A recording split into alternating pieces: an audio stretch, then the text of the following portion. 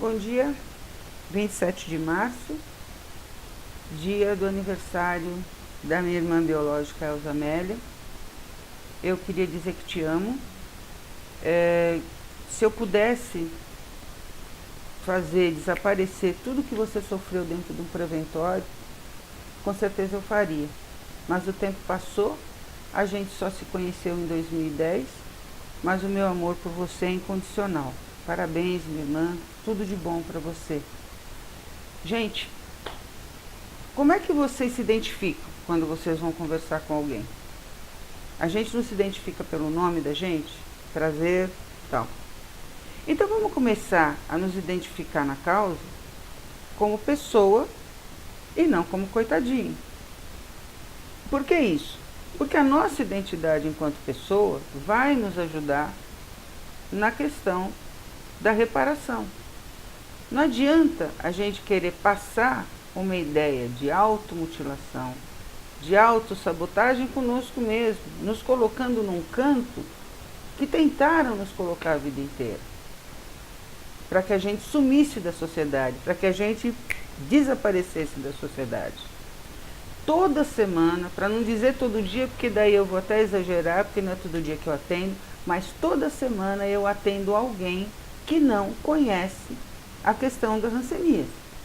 Essa semana mesmo, conversando com uma assessora parlamentar, olha só, foi antes de ontem, ela perguntou para mim, mas o que é hanseníase? Vocês sabem, é assim no Brasil inteiro, tá? E qual é a nossa obrigação? É colocar essa pessoa na história do Brasil, porque a nossa história faz parte da história do Brasil.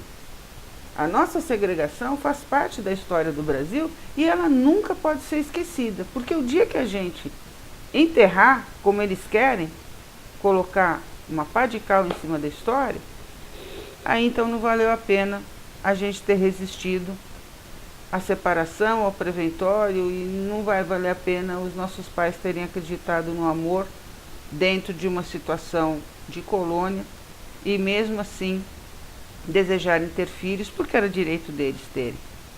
Só que tiraram o direito deles ficarem conosco. Então vamos parar com essa autossabotagem e vamos, sabe, se sacudir e bora em frente. Continuar a lutar. Há alguns anos eu tento conseguir que algum advogado se interesse pela causa, porque eu, Tereza, penso que há uma ação na justiça pessoal, né, de cada um, porque cada um tem uma história, cada um teve uma experiência, cada um teve uma vivência, cada um teve uma necessidade. Não dá para juntar todo mundo no mesmo pacote. Eu não acredito nisso, tá? Mas respeito quem acredita. Eu não consigo me encaixar nisso, tá? E a gente conseguiu 3 advogados que se interessaram pela causa e alguns filhos quiseram e entraram com suas ações pessoais, individuais, cada um entrou com uma ação.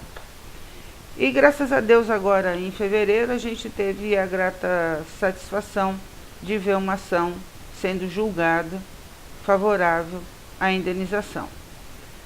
Não posso contar nome, não posso contar a vara, onde foi, só posso dizer que foi no estado de São Paulo, e enquanto estado de São Paulo eu estou muito contente que isso tenha acontecido.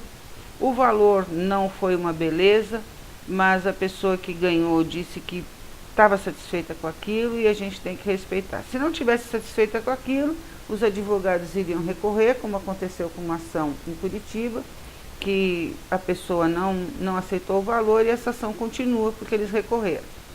Bom, enfim, mas o que valeu desta ação, que é a mesma questão de Curitiba, Curitiba também, o defensor público não disse que era prescrito. Nessa ação, na sentença da juíza, eu acho que foi a cereja do bolo, porque finalmente eu não vou morrer sem ter visto algum juiz ser justo, porque é muito difícil a gente conseguir um juiz justo, né? Ah, mas juiz, porque juiz, ele delibera sobre papéis, mesmo que tenha testemunhas. Mas essa juíza foi, assim, sabe, muito pontual, E eu queria ler só um trechinho para vocês do que ela escreveu. No mérito, começo pela prescrição.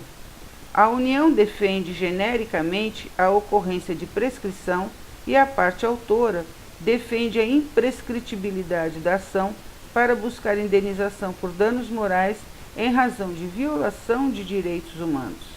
No caso, os fatos narrados na inicial referem-se ao direito fundamental à convivência familiar e, portanto, dão conta de possível violação à dignidade da pessoa humana, um dos fundamentos da República Federativa do Brasil e valor supremo que atrai o conteúdo de todos os direitos fundamentais do homem, como a vida e a liberdade e os direitos sociais de proteção à família, criança, adolescente, de assistência aos desamparados e a uma vida integrada em comunidade. Logo, não envolve mera alegação de violação aos direitos da personalidade. Seja como for, dada a indivisibilidade entre os direitos civis, políticos, econômicos, culturais e sociais, como aspectos indissociáveis do ser humano, é certo que a violação a qualquer direito fundamental implica efeitos negativos nos demais, porque a pessoa não se realiza sem eles, não convive e muitas vezes nem sobrevive. Daí porque se tem entendido que a violação a direitos humanos revela um flagrante atentado ao mais elementar dos direitos e merecem proteção e reparação a qualquer tempo, ou seja, tem como característica a imprescribilidade. É isso. Pois é, já não vou morrer sem ter ouvido alguém ser justo, alguém ter entendido a história, um juiz que realmente leu toda a documentação que foi anexada, um juiz que prestou atenção nas testemunhas e no depoimento do autor da ação. Então eu estou muito contente. Estou contente para dizer para vocês o seguinte: não percam o foco, continuem a lutar. As vitórias vão chegar, algumas derrotas também, mas não percam o foco. Estejam lutando como estejam, não percam o foco. Permaneçam, mas sem autossabotagem, sem se fazer de coitadinho. Porque quando a gente aceita políticas públicas, a gente tem que pensar muito se a gente quer um direito, né, diferente dos direitos comuns a toda a sociedade. Política pública, na verdade, é uma grande forma de te colocar prensado no muro, te colocar numa caixinha separada, você recebe direitos separados, porque você precisa desses direitos separados.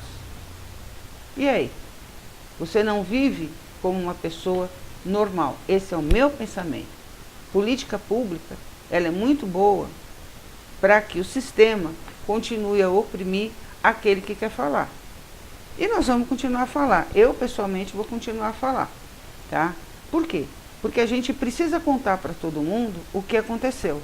A gente precisa estar sempre atento e sabe, aproveitar todas as oportunidades para se falar sobre o assunto. Deu certo nessa ação? Deu certo nessa ação.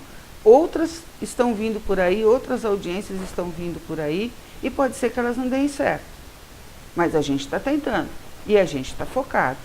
E é isso que eu quero, que vocês foquem, que vocês não desistem. Por quê? Porque, inclusive, os filhos de vocês, a família que vocês formaram, tem o direito de ver essa história passada limpa.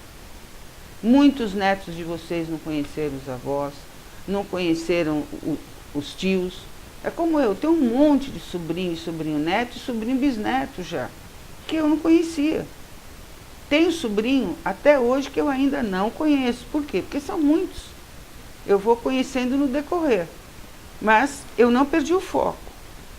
E a gente conseguiu chegar, enfim, numa grande vitória que foi eu conhecer a minha família biológica. Agora, gente, pensem bem. Nós não somos um grupinho.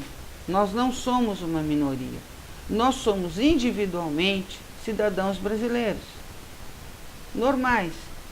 Se nós temos um título de eleitor separado, é porque cada um é cada um. Se nós temos um RG, se nós temos uma digital que não é igual ao outro, a nossa história é como uma digital. Nenhuma é igual à outra. Ah, mas não dá, porque se não foi para preventório, não vai conseguir a vitória. Não é assim, gente. Não é assim. Cada um, dentro da realidade que viveu, tem direito a uma reparação. Porque eu não preciso repetir para vocês que hanseníase é uma doença altamente estigmatizada. Ainda é. E sabe, quando ela não é estigmatizada, ela simplesmente é desconhecida. E aí a gente não vai conseguir. E fica favorável para o sistema. O sistema nunca vai precisar responder pelos crimes cometidos no passado.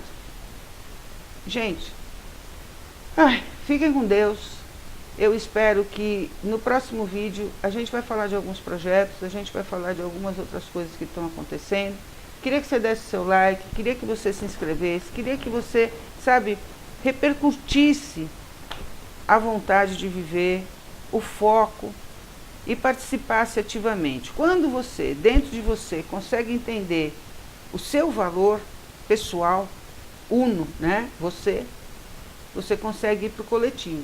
Quando você não se valoriza, não adianta você participar de nada, porque você vai ser apenas um número.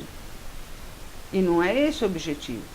Todos nós, todos, temos o poder e a sabedoria de ingerir sobre as nossas vidas, de ingerir sobre as decisões que vão afetar diretamente a nossa vida. Tá? Então, eu agradeço.